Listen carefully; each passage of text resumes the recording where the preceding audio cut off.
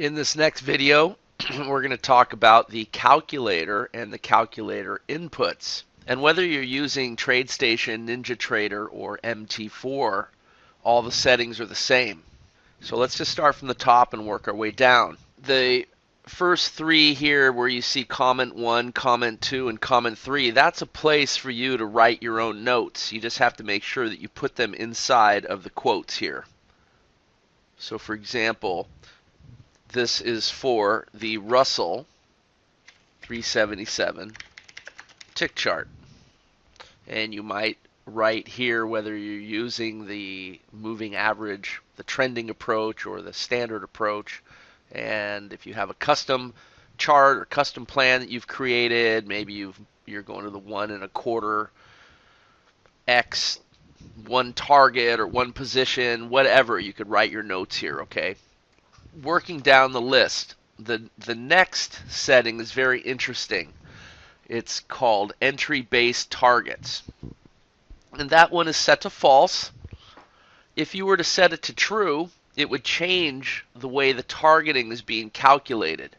As you learned in the earlier video, the target is being calculated when you measure, for example, on this long trade here on the left, you're measuring from the low of the setup bar.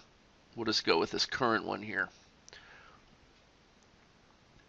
You're measuring from the low of the lowest bar of these three dots, right? So from this low to the high of the setup bar.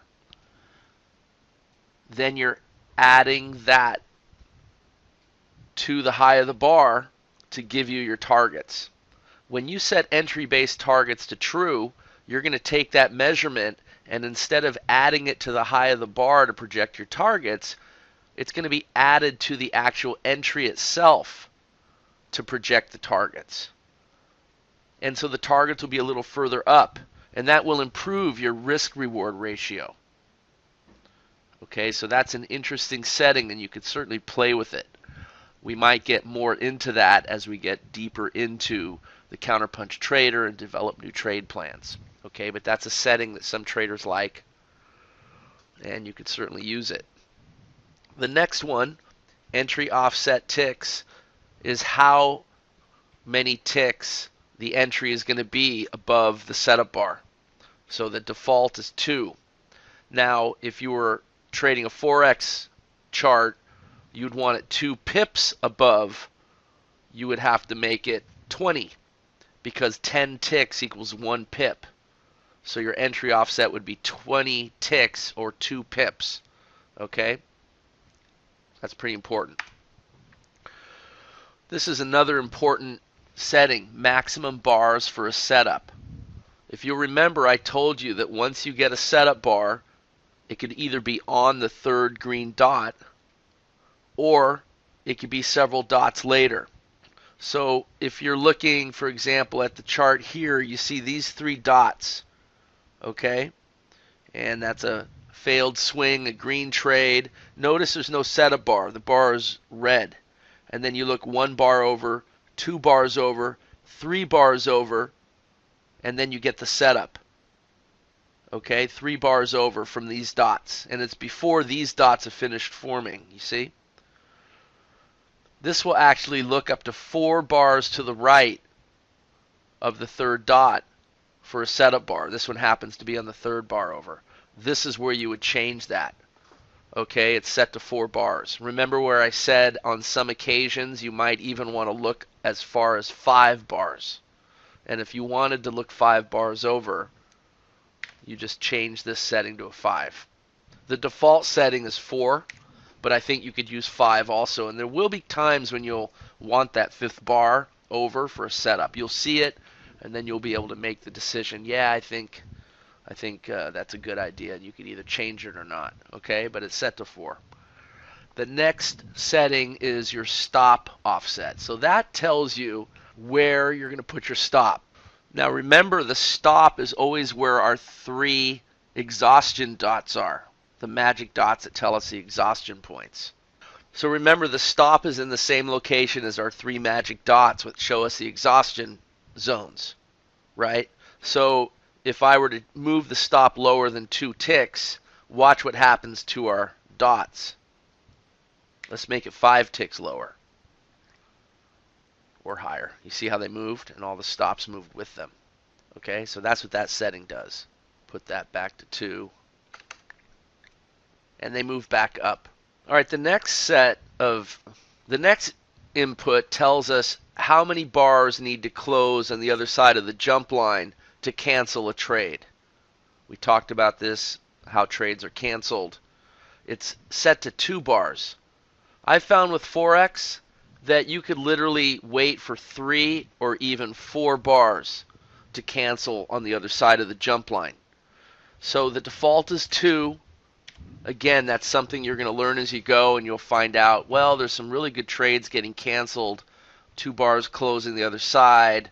The trade needs a little more time to develop.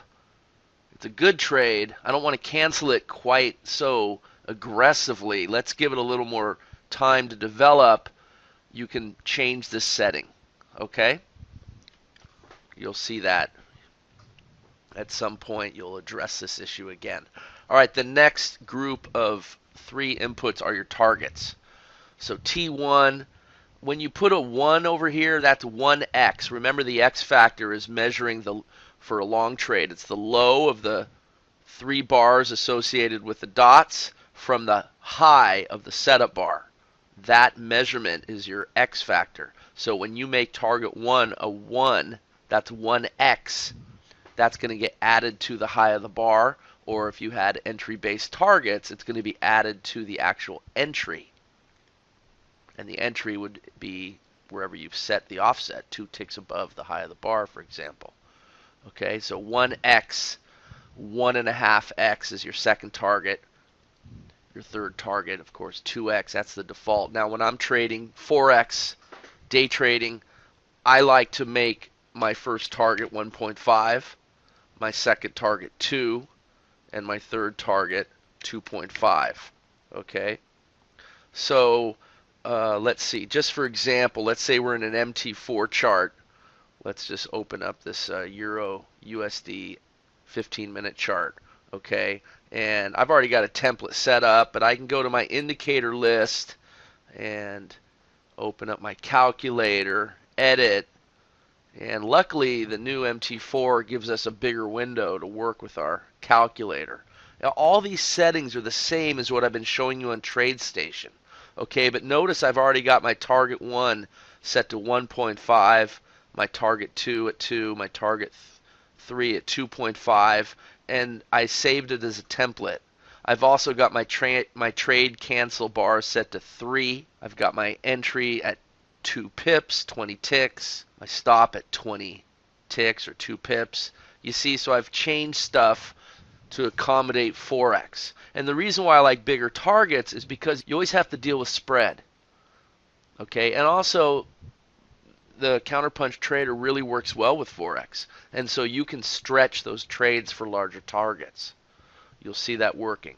Okay, then target 1 has a much better risk reward ratio also, especially when you start once again factoring in spread. So you can see it's the exact same layout, the same numbers.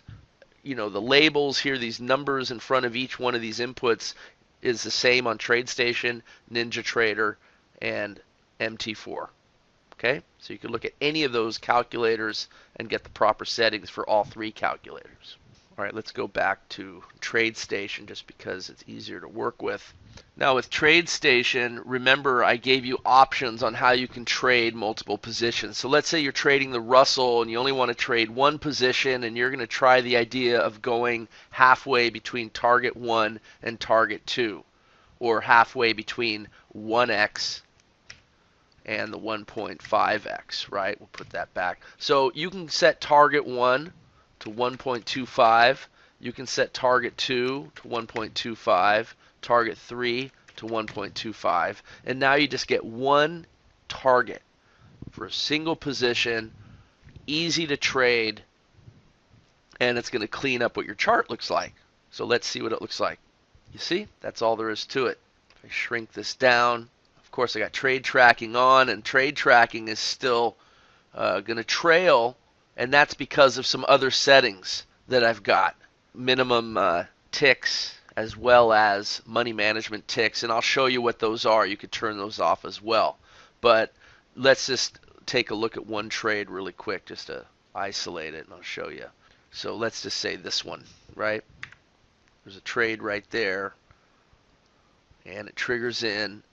It comes down.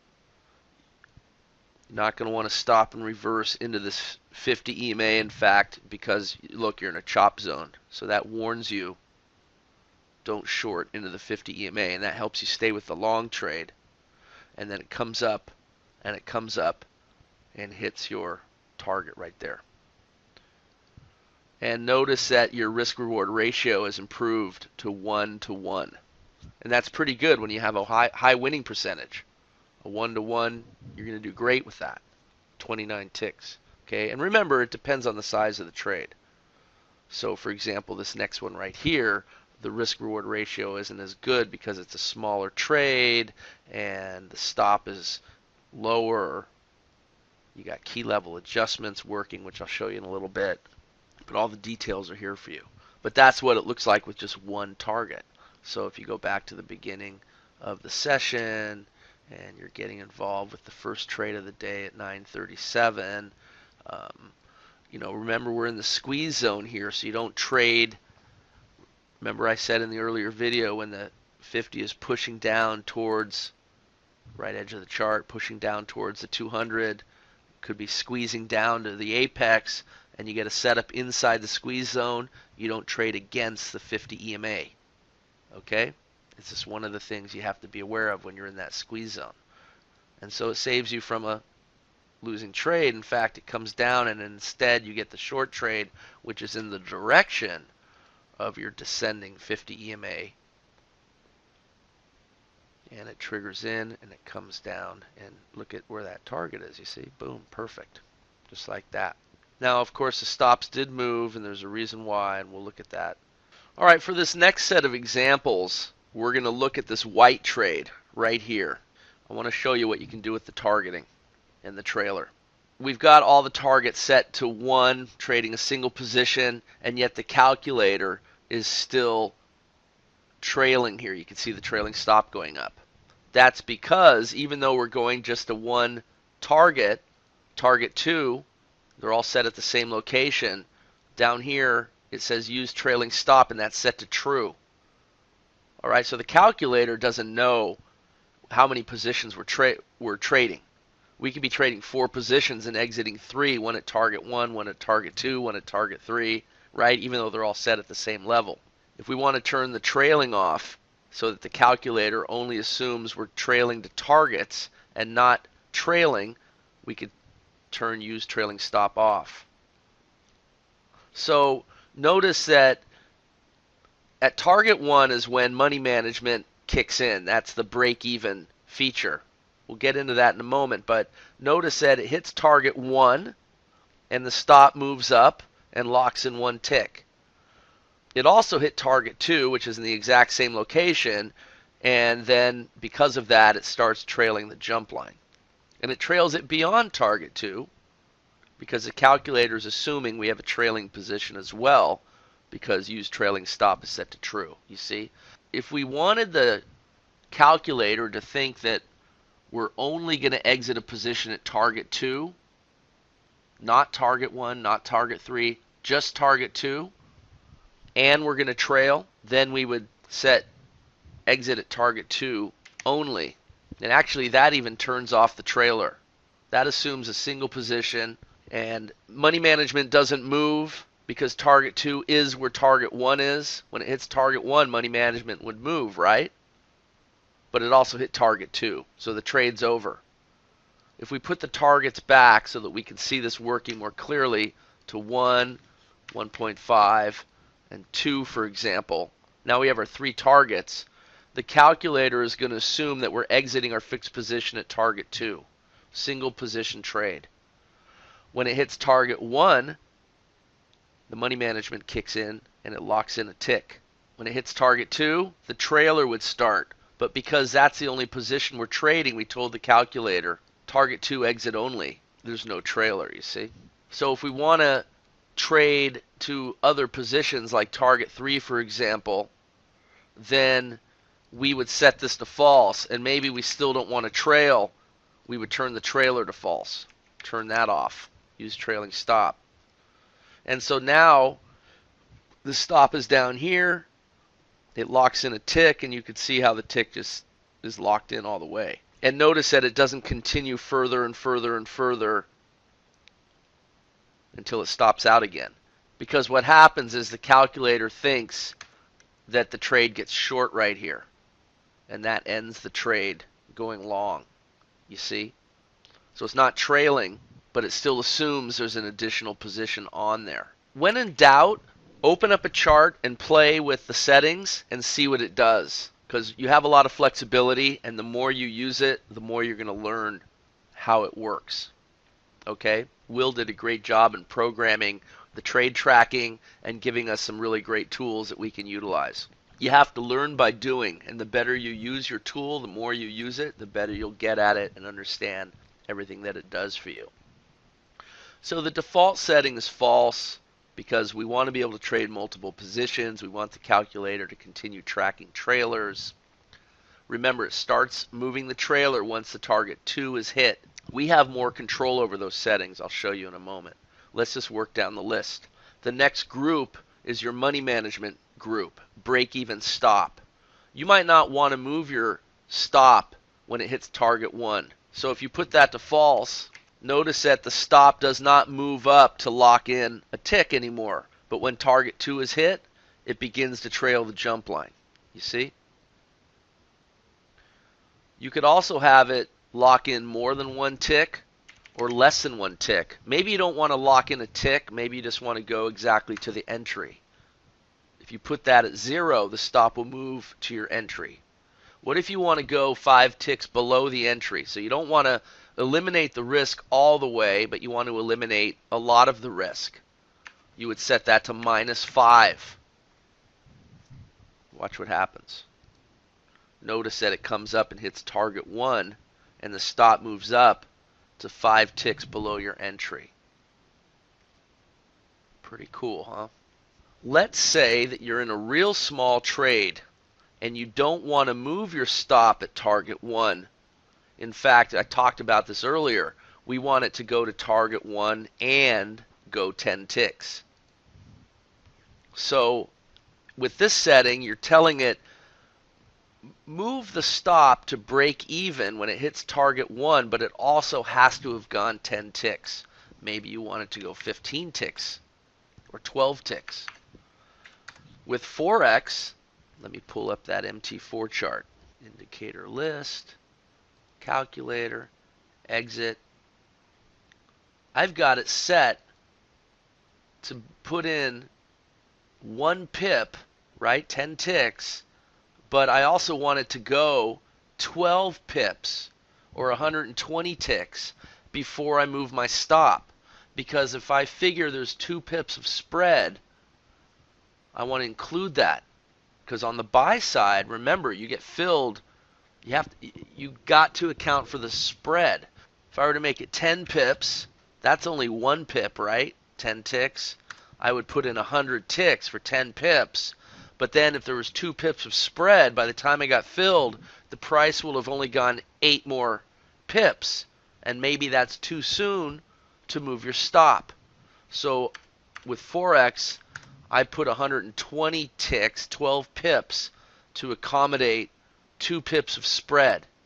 And if you're trading a market that's usually 3 pips of spread, you probably want to put in 130 here as a minimum level to move your stop, especially when you're using time-based charts, because you might get this tiny little setup or these tiny little setups, okay?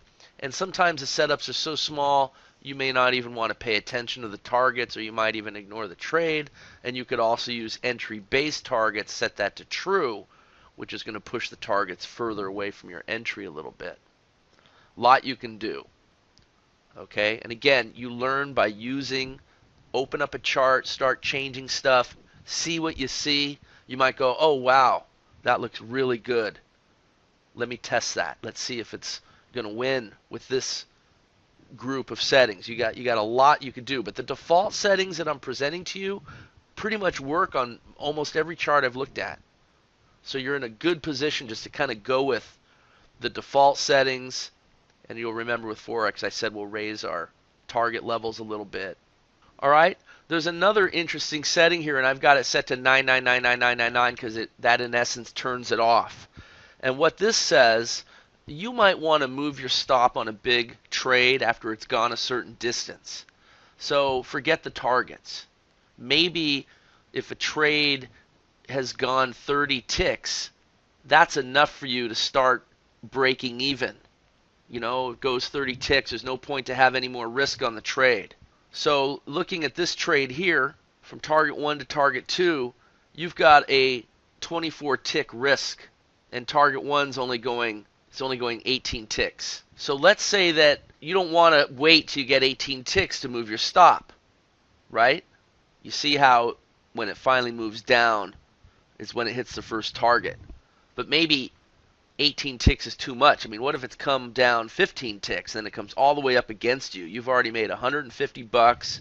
You're only 3 ticks away from your target, and you feel like, all right, you don't want to assume any more risk once it's gone that 15 ticks. You can use your big trade protect break even setting. And we could say, well, what's a big trade?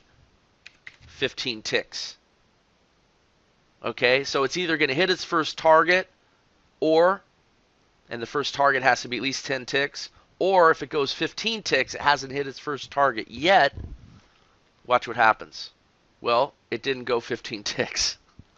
Let's see, this goes from 1221.8, and let's say this is the bar right here where we want to move our stop, just to show you the example. And that goes down to 1220.4. See, the entry is 1221.8. to that low of 1220.4. See, it only went 14 ticks. All right, so just so to show you how this works, let's set the big trade level at 14 ticks. Now you should see a stop show up. See how it showed up on this bar? So once this bar closed at 14 ticks, the stop moved down to here. You see, that's the big trade protect break even. It's based on how many ticks the price moves. Okay, so I usually set that to 9999, and you can set that on a per market basis. But let's go ahead and look at a bigger trade, and I'll show you. All right, so I'll illustrate it here on the far right edge of the chart.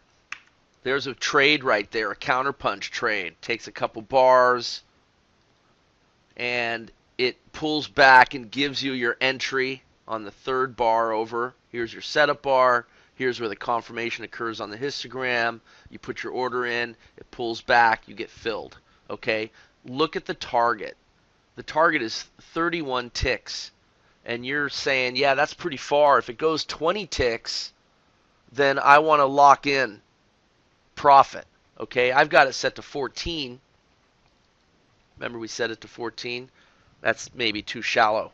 Let's say 20 ticks is your big trade protect, your break-even level. Notice that it moves up to 14 ticks, nothing happens. But when it moves up to here, it hasn't hit the first target yet, but it's gone more than 20 ticks. And so your break-even moves up and locks in. So it's a really nifty feature. And of course, you're not going to trail yet, right? And the reason why you're not going to trail is because it has to hit target 2 before you start trailing. What a beautiful trade. You see, the big trades can be really, really good. You don't have to keep all the risk on the trade up until you hit your first target. You can decide to move your stop. You might even want to move your stop once it's gone part way to right below either the setup bar or the jump line. Okay, you could always do that. You can do that manually. You don't need the calculator to tell you. Keep your eye on your indicators, on your trending lines and stuff. You can put the 20 SMA on here and follow that. There's so much you can do. All right, but just as far as how the calculator works, that's how the money management features work. You, first of all, turn it on, use break-even stop or not. How much are you going to lock in? If you set it to 1, you're locking in 1 tick. It moves the stop 1 tick beyond your entry. A -1 moves it 1 tick below your entry. You see, and 0 moves it right to your entry. Your minimum ticks for a break-even stop is how far it has to travel before locking in. Okay, it has to hit target 1 and go a minimum of 10 ticks. Your big trade is where you can start locking in even before it hits to target 2, or even before it hits target 1, I mean. Now, when you use the trailing stop, these features that follow below are similar. Actually, some of them are the same. The first thing that you're going to do is you're going to tell it, what are you going to trail? And it's set to 9 because 9 is our jump line. That's the jump line default. It's called signal line on your downloads. Same thing. It's set to 9. So if you want to trail that, you just leave it. But you could always put on another signal line or jump line. You could put one on, and maybe you want to trail a faster one. Now, whether you put one on your chart or not doesn't matter because the calculator has got its own hardwired in. So I might want to trail a faster one, a 4, for example. Like the confirmation line on Trend Jumper is a 4. You might want to trail a slower one. Maybe you want to trail a 17, a slower one. You can do that here, okay? So you got a lot of flexibility on what you want to trail. But it's set to 9. That's your jump line. If you were to trail, for example, a 4, right? You can set that to 4.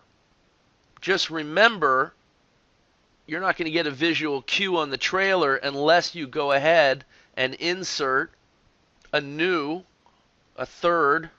second. You have to insert, let's see, go to MP, CP signal line.